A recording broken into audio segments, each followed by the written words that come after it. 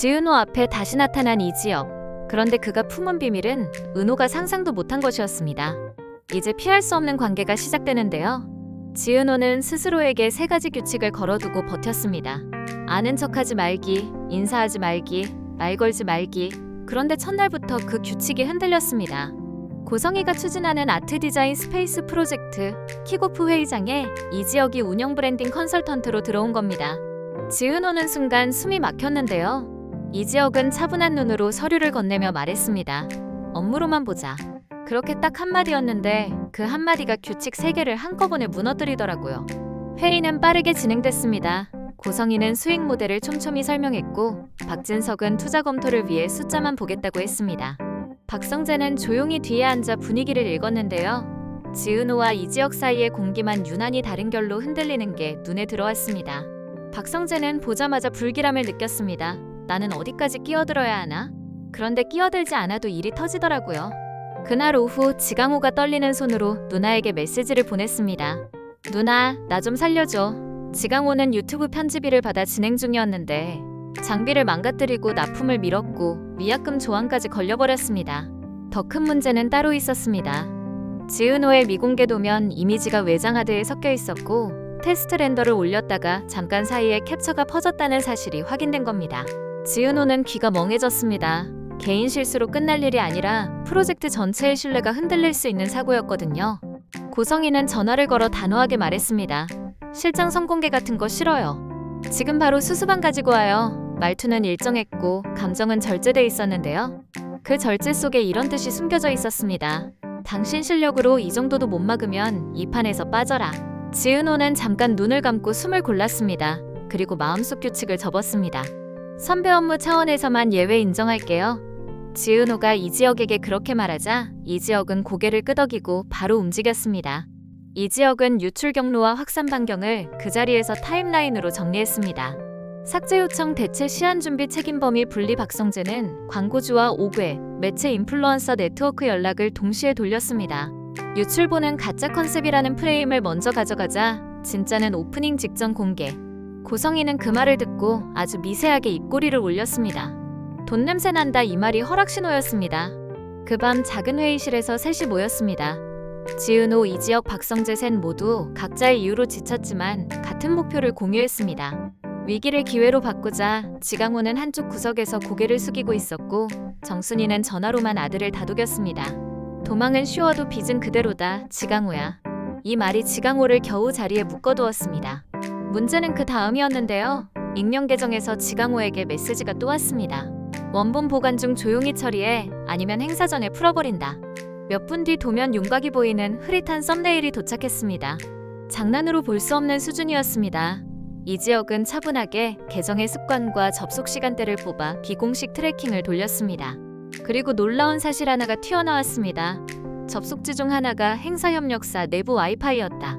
내부자 가능성이 생긴 순간 회의실의 공기가 바뀌었습니다. 누구일까? 고성희 라인은 단단해 보였습니다. 박진석 라인은 숫자에만 반응했고요. 지은호는 스스로를 의심했습니다. 혹시 수빈이의 사전 티저 때문에 누군가 관심을 갖고 파고들었나? 이수빈은 클립 하나로 수만 뷰를 찍고 있었습니다. 가짜가 유출됐다면 진짜는 어디에? 라는 타이틀이었는데요. 끌어올리려던 관심이 불쑥 역풍이 될 수도 있었습니다. 지은호는 수빈에게 조심스럽게 말했습니다. 너무 자극적으로 가면 우리 전체가 흔들린다. 수빈은 단호했어요. 성장은 자극과 통제 사이에서 만들어진다고 믿는 사람이었거든요. 언니, 나는 통제선을 지킬게. 대신 자극은 내가 맡을게. 여기서 첫 번째 심리적 클라이맥스가 왔습니다. 이지혁이 말문을 열었습니다. 지은호, 그때 너랑은 안 어울린다는 말 했던 거 그 말 돌려달라고 해도 못 돌릴까? 내가 그때는 내 자신이 무서웠다. 지은호는 아무 말도 하지 못했습니다. 미안하다는 말보다 무서웠다는 고백이 더 가까이 와닿았습니다. 박성재는 물컵을 밀어주고 조용히 자리를 정리했습니다. 누가 은호의 옆을 지켜야 하는지 그도 알고 있었지만 이 순간에는 셋이 같은 편이라는 사실이 더 중요했거든요. 다음날 아침 두 번째 금이 나타났습니다. 이수빈의 비즈니스 연락망을 타고 들어온 소속사 매니저가 유출본을 가짜 컨셉으로 못 박아주는 대신 행사 비하인드를 자기 채널로 달라고 요구한 겁니다. 조건만 보면 그럴듯했는데 이지혁이 확인한 내부 와이파이 접속지와 그 매니저가 일했던 협력사가 묘하게 겹쳤습니다. 지은호는 속으로 차가워졌습니다. 우리 안쪽에 구멍이 있는 건가? 수빈아, 이 사람 누구야? 예전에 같이 일했던 실장이라고 하더라 라는 대답이 돌아왔습니다. 실장이라는 단어가 묵직하게 남았고 그날부터 지은호와 이지혁은 조용히 협력사 라인을 타고 들어가 보기로 했습니다. 같은 시각 정순이의 식당에는 조옥래와 김장수가 같이 앉아 있었습니다. 두 어르신은 늘 그렇듯 천천히 밥을 먹고 이야기를 이어갔습니다. 사람 일은 몰라. 그래도 기다리면 돌아오더라. 이상철은 말없이 계산기를 두드려 분납 스케줄을 짰습니다. 이 집은 계산으로 버티는 집이었고 체면보다는 실질이 먼저인 집이었습니다. 김다정은 종이를 고이 접어 지갑에 넣었습니다. 집안의 평온은 이렇게 종이 한 장으로 유지되곤 했습니다. 그런데 평온은 오래가지 않았습니다. 협박 메시지의 마감 시한이 이틀 앞으로 다가오고 있었거든요. 그날 밤 박성재가 별도로 움직였습니다. 그는 광고 네트워크뿐 아니라 보안 전문 회사와도 연결이 있었는데요. 외부에서 흘러나온 흔적이 협력사 내부의 일정과 묘하게 맞물리는 걸 발견했습니다. 박성재는 즉시 이지혁에게 공유했고 셋은 세 번째 밤을 함께 새웠습니다. 그때 문득 이지혁이 말했습니다. 혹시 내부 누군가가 프로젝트를 흔들어 가격을 떨어뜨리고 나서 지분을 사려는 건 아닌가? 고성희의 표정이 스쳤습니다. 돈 냄새라고 했던 그 표정이 갑자기 떠올랐거든요. 여기서 첫 번째 장의 마지막 반전이 놓입니다. 메시지를 보낸 계정이 기어코 협상 조건을 바꿔왔습니다. 사과문 요구하지 마라. 비하인드 영상 우리 채널로 넘겨라. 그리고 마지막 한 줄이 추가됐습니다. 이 계약 성사되면 하늘건설 쪽에도 이익이 간다. 뜻밖의 하늘건설 언급이었습니다. 지은호는 한순간 손끝이 얼어붙었습니다. 정보화, 그리고 이지혁의 결혼식 파투, 그 모든 그림자가 다시 나타나는 느낌이었습니다. 이지혁은 단호하게 말했습니다. 여기서부터는 내가 책임진다. 나는 하늘건설과 아무 빚이 없다. 이번만큼은 끝까지 간다. 지은호는 속으로 고개를 끄덕였고 박성재는 준비해둔 카드를 조용히 펼쳤습니다. 이 계약은 우리가 판을 주는 게 아니라 범위를 제한하는 장치로 쓰자. 가짜 컨셉을 공식화하는 대신 비하인드는 우리 메인 채널 편집본으로 제한하고 원본은 절대 외부 반출 불가. 박성재의 거래 방식은 냉정했고 빠르게 작동했습니다. 판은 이미 예상 밖의 방향으로 기울기 시작했습니다. 이수빈은 성장에 목이 말라 있었고 이번 오프닝을 자신의 채널이 도약하는 디딤돌로 만들고 싶었습니다. 이수빈은 고성희에게 직접 연락해 관객 동선과 드레스 코드 힌트를 부탁했고 고성희는 선을 내가 긋는다며 조건부 허락을 했습니다. 그 선이 정확히 어디까지인지 아무도 몰랐다는 게 문제였는데요. 이수빈은 새벽까지 슈퍼 아이디어를 쏟아내며 스스로에게 이렇게 말했습니다. 기회는 기다리는 게 아니라 만들면 온다. 그런데 기회가 만드는 만큼 비용도 만들었습니다. 소속사 매니저가 내민 별도의 제안서에 이름을 올린 순간 이수빈은 프로젝트 내부 자료 일부에 접근할 수 있는 권한을 가지게 되었고 그 권한이 협박 계정의 먹잇감이 됐습니다. 물론 이수빈은 의도한 게 아니었습니다. 다만 자극과 속도의 욕심이 보안을 소홀하게 만들었고 작은 실수가 큰 구멍으로 커졌던 거죠. 이수빈은 언니에게 말할까 말까 수십 번 망설였습니다. 말하는 순간 모든 오해가 자신에게로 쏟아질 것 같았거든요. 결국 묵혔고 그 침묵이 또 다른 균열을 만들었습니다. 한편 지강호는 누나의 곁을 떠나지 못했습니다. 협박 메시지의 톤이 점점 날카로워졌고 마감 시한이 가까워질수록 지강호의 호흡은 짧아졌습니다. 정순이는 매일 뒷문에서 아들에게 따끈한 국을 떠주며 말했습니다. 내가 옆에 있다. 내가 도망치면 엄마도 도망쳐야 하니까 제발 앉아있어. 이 말이 지강호를 겨우 앉혀두었습니다. 이상철은 여전히 말수가 적었습니다. 그 침묵이야말로 가장 무거운 꾸중이라는 걸 자식들은 알고 있었죠. 김다정은 집안의 지출표를 다시 적었습니다. 한 장 두 장 숫자를 줄이는 게 이렇게 어려운 일인지 새삼 느끼면서요. 박성재는 또 다른 전선을 준비했습니다. 아버지 박진석이 프로젝트에 과도하게 관심을 가지기 시작했거든요. 박진석은 숫자만 보겠다고 했지만 실은 최종 컨트롤을 원하는 성격이었습니다. 그는 아들에게 물었습니다. 내가 지키는 여자는 누구냐? 박성재는 대답하지 않았습니다. 아버지가 원하는 대답을 하는 순간 은호가 소문 속 타깃이 될 거라고 느꼈습니다. 박진석은 웃으며 말했습니다. 좋다, 대답하지 마. 대신 결과로 보여줘라. 그 말이 칭찬인지 압박인지 알 수 없다는 게 문제였죠. 이때 정보화가 연락을 해옵니다. 그녀는 사라졌던 신부였습니다. 지은호 씨 만날 수 있을까요? 저는 사과부터 해야 할 것 같습니다. 짧은 문장이었지만 지은호는 깊게 숨을 들이쉬었습니다. 하늘건설의 그림자와 마주해야 한다는 뜻이었거든요. 지은호는 시간을 잡고 장소를 정했습니다. 커피 한 잔 두고 앉은 자리에서 정보화는 의외로 담담했습니다. 저는 누군가에게 밀려서 도망쳤습니다. 개인 감정이 아니라 회사의 계산이었습니다. 지은호는 말없이 들었습니다. 계산이라는 단어가 너무 차갑게 들렸거든요. 정보화는 한 문장을 더 얹었습니다. 이지혁 씨는 끝까지 내 편이 아니었고 또 끝까지 내 편이기도 했습니다. 이 말이 이상하게 들렸습니다. 정보화는 설명했습니다. 계약 결혼은 제 아이디어였어요. 아버지 정우영 회장이 여성에게 경영권을 주지 않는 철학을 갖고 있었거든요. 그래서 제 이름을 지우고 싶었던 때가 있었습니다. 이지혁 씨는 처음부터 그걸 정확히 알고 거절했어요. 그런데 마지막에 제가 진짜 약해졌을 때 이지혁 씨는 내 손을 잡아주지 않았습니다. 사랑이 없어서가 아니라 당신을 지키고 싶어서였다고 하더라고요. 지은호는 가슴이 철렁 내려앉았습니다. 자신을 지키려 거절했다는 말이 너무 늦게 들려온 셈이었거든요. 그날 밤 지은호는 이지혁과 짧게 마주 앉아 말했습니다. 선배, 그 말 지금 나에게 해줄 수 있어요? 이지혁은 한참을 침묵하다가 힘없이 웃었습니다. 그때는 말하는 게 겁났고 지금은 말하지 않으면 더 겁나네. 그래서 말하겠습니다. 나는 내가 다치지 않았으면 좋겠다. 그래서 늘 뒤에서 정리만 하려고 했고 그게 결국 너를 더 혼자 두는 일이었네. 지은호는 고개를 끄덕였습니다. 마음이 풀리는 게 아니라 방향을 알게 되는 기분이었거든요. 그리고 바로 다음 날 예상 밖의 일이 터집니다. 이수빈의 소속사 매니저가 내부도면 일부를 사전 프레임으로 노출하려다고 성희 측 감시 라인에 적발된 겁니다. 매니저는 당황해 실수라고 둘러댔지만 와이파이 접속 기록과 시간대가 협박 계정의 패턴과 겹쳤습니다. 즉, 내부 유출의 실마리가 이 라인에서 나왔다는 정황이 생긴 거죠. 고성희는 얼음처럼 말했습니다. 선을 내가 긋는다고 했지. 누가 넘어가도 되는 선이라고는 말 안 했는데 이수빈은 얼굴이 하얘졌습니다. 언니에게 미리 말했어야 했다. 그러나 이제 너무 늦었다. 가족의 저녁 식탁은 이날 처음으로 크게 흔들렸습니다. 김다정은 이수빈에게 조용히 물었습니다. 너 오늘 왜 그렇게 멍하니 있니? 이수빈은 고개를 숙였고 이상철은 젓가락을 내려놓았습니다. 자극이 나쁜 건 아니다. 그런데 자극이 가족을 판에 올리는 순간부터는 말이 달라진다.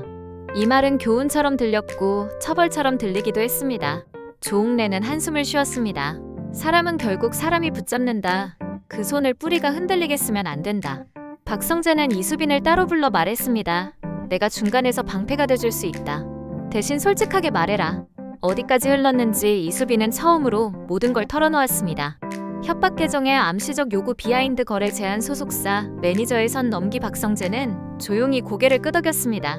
알겠다. 내 욕망을 탓하지는 않는다. 다만 욕망의 비용은 내가 치러야 한다. 하지만 그 비용이 가족을 부수면 안 된다. 비용의 방향을 바꿔보자. 이 말이 이수빈을 붙잡아 세웠습니다. 한편 이지화는 박영라의 일정으로 바빴습니다. 운전기사 겸 보디가드로 붙어 다니며 하루를 보냈는데요. 박영라는 점점 더 단단해지고 있었습니다. 엄마 고성희가 추진하는 프로젝트에 그림으로 참여하는 자리를 조심스럽게 타진하고 있었거든요. 박영라는 조용히 말했습니다. 저는 엄마의 야망을 이해합니다. 하지만 저는 제 그림으로만 인정받고 싶어요. 이 말이 이지환을 흔들었습니다. 그는 묵묵히 대답했습니다. 당신이 원하는 방식으로 서도록. 내가 옆에서 버티겠다. 두 사람의 온도는 조금씩 가까워졌습니다. 여기서 두 번째 챕터의 큰 반전이 등장합니다. 박진석의 옛 계약 서류 하나가 우연히 정순이의 식당으로 흘러들어왔습니다. 거래처 직원이 음식값을 치르다 떨어뜨린 봉투 안에 있던 서류였는데요. 거기에는 몇 년 전 은호의 아버지 사업이 무너질 때 결정적 역할을 한 신용한도 철회 문서가 있었습니다. 발신처의 로고는 박진석 회사의 계열 금융사였고 담당 임원의 사인이 박진석의 지시 메모와 함께 묶여 있었습니다. 정순이는 손이 덜덜 떨렸습니다. 그 시절 남편이 쓰러지던 날을 떠올렸거든요. 정순이는 서류를 들고 집으로 갔고 김다정과 이상철 앞에 조심스럽게 올려놓았습니다. 김다정의 얼굴이 하얗게 질렸습니다. 이 사실을 누구에게 먼저 알려야 할지 가족은 밤새 상의했습니다. 지은호는 말했습니다. 지금 우리에게 제일 필요한 건 복수도 정의도 아니고 사실이에요. 사실부터 확인하자. 이상철은 단호하게 고개를 끄덕였습니다. 맞다, 사실이 먼저다. 그리고 사실이 확인되면 책임을 묻는 건 늦지 않다. 이 집안이 오랫동안 견뎌온 방식이 그대로 실행됐습니다. 박성재는 아무것도 모르는 표정으로 전화를 받았습니다. 은호. 내가 찾는 문서라면 내가 확인해보겠다. 그가 진짜로 몰랐다는 게 오히려 더 잔인하게 느껴졌습니다. 이날 밤 마지막 장면에서 지강호에게 메시지가 또 도착합니다. 시아는 내일 자정 비하인드 넘기고 사과문 빼라. 거절하면 다 푼다. 지강호는 누나에게 모든 걸 털어놓기로 마음먹었습니다. 도망은 여기까지였다. 지강호가 마음을 굳히자 전화가 울렸습니다. 낯선 번호였고 상대는 한마디만 남겼습니다. 안부 전해라. 이 목소리는 너무 익숙했는데요. 지강호는 순간 온몸이 굳었습니다. 박성재 아버지 박진석의 목소리와 기묘하게 닮아 있었거든요. 두 번째 챕터는 여기서 문을 닫습니다. 누가 누구의 뒤에서 전화를 돌렸는지 아무도 모르는 채로요. 정보아가 다시 지은호를 만납니다. 정보아는 작은 상자를 내밀며 말했습니다. 결혼식 당일 제 드레스를 입던 보조의 핸드폰이에요. 그날 누가 제게 보낸 지시 메시지가 들어있습니다. 그 메시지에는 이런 문장이 있었습니다.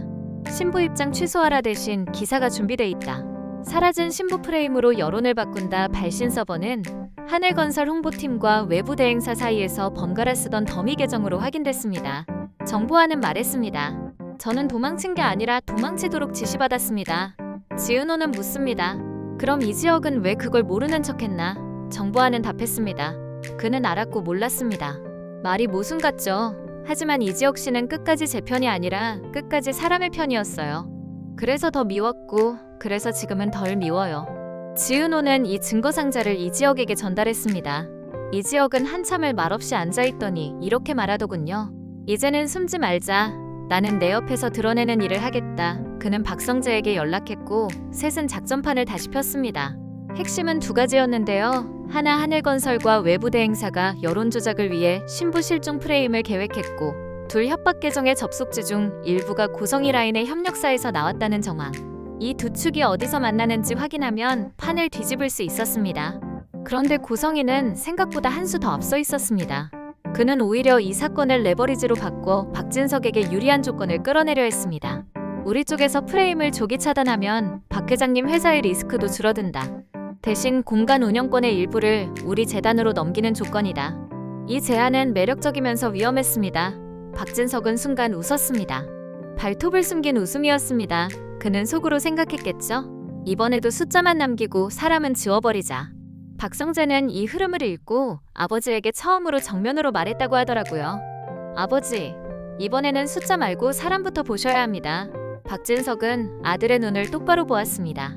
그리고 아주 낮게 대답했습니다. 내가 지키고 싶은 사람이 은호라면 더더욱 숫자부터 봐야 한다. 그 말은 차갑게 들렸습니다. 박성재는 그날 밤 집에 돌아오지 않았고 카페 아지트에 앉아 새벽까지 문장을 지웠다 썼다 반복했습니다. 고백은 타이밍인데 타이밍이 이렇게 잔인할 수도 있다는 걸 처음 알았다. 그 사이 이수빈은 스스로의 선택값을 치르기로 했습니다.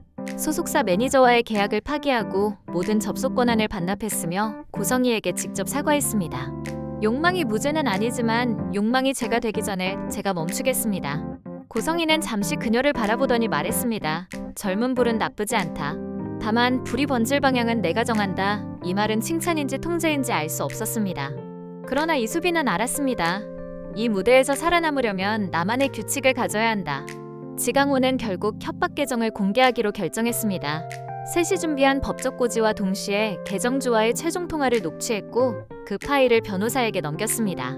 그리고 그날 저녁 협박 계정은 마지막 메시지를 보냈습니다. 진짜는 아직 시작도 안 했다. 그 말이 허세인지 예고인지 판단하기 어려웠습니다. 그런데 뜻밖의 문이 열렸습니다. 협박 계정과 고성희 라인을 연결해주던 그 협력사 실장이 잠적해버린 겁니다. 실장의 개인 계정에서 박진석 계열 홍보사와의 송금 기록도 발견됐고요. 돈의 흐름은 방향을 말해줬습니다. 누군가가 누군가에게 프레임을 주문했고 누군가는 또 다른 방향으로 그 프레임을 전용하고 있었던 거죠. 여기서 세 번째 챕터의 큰 클라이맥스가 폭발합니다.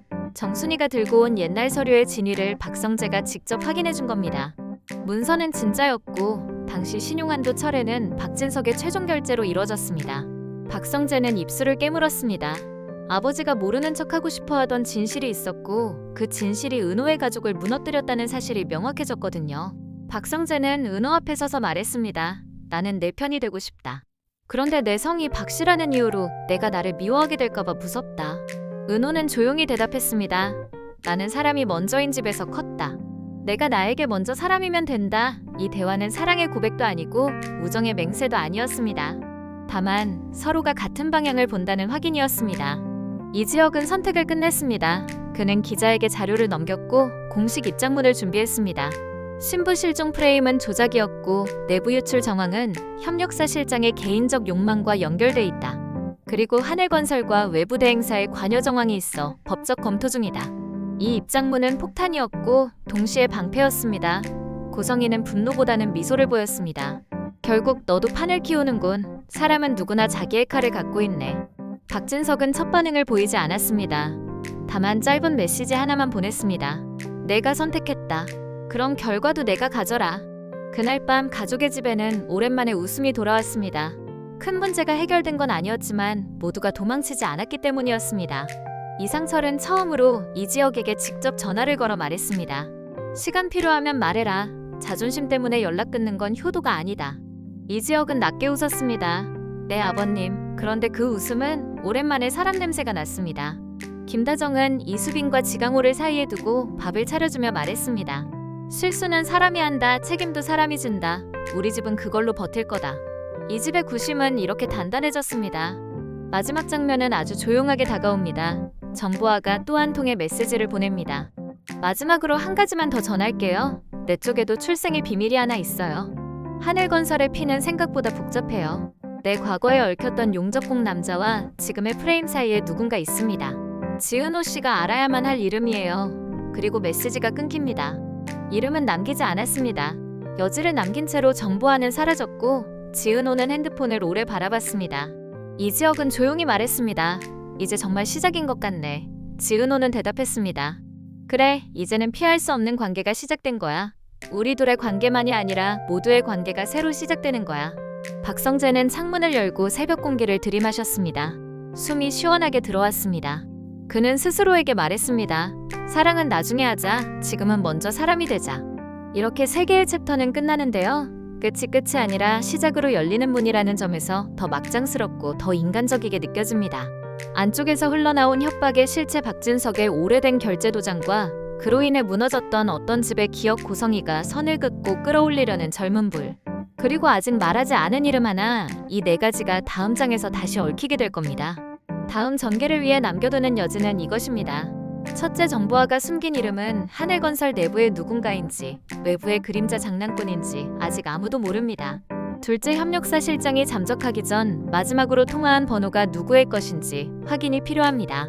셋째, 박성재가 아버지 박진석과 어떻게 결별 혹은 화해를 선택할지가 모든 사람의 운명을 바꿀 수 있습니다. 넷째, 이수빈의 욕망은 꺼지지 않았습니다. 다만 방향을 바꿨을 뿐이라서 언제 어디서 다시 타오를지 아무도 장담하지 못합니다. 그리고 마지막으로 이지혁과 지은호 두 사람이 규칙을 세우지 않고도 서로를 지키는 방법을 끝내 찾아낼 수 있을지, 그 과정에서 다시 한번 상처를 건너야 할지, 그 모든 답은 다음 장에 남겨둡니다. 정리해보면 이번 전개는 막장이라는 이름으로 포장됐지만 한 사람 한 사람이 자기 자리에서 선택을 계속하는 이야기였다고 느껴지는데요. 지은호는 정면 돌파를 선택했고 이지혁은 숨지 않겠다는 다짐을 선택했습니다. 박성재는 숫자 대신 사람을 보겠다는 선택을 했고 이수빈은 욕망의 방향을 바로잡겠다는 선택을 했습니다. 지강호는 도망 대신 고백을 택했고 정순이와 김다정, 이상철, 조웅래, 김장수는 흔들리지만 버티는 집을 선택했습니다. 이제 남은 것은 이름 하나와 진실 몇 장이고요. 그 진실이 드러나는 순간 또 다른 막이 오르게 될 겁니다. 이번엔 누가 누구의 손을 잡고 무대 중앙에 설지 다음 이야기가 스스로 달려올 것 같습니다.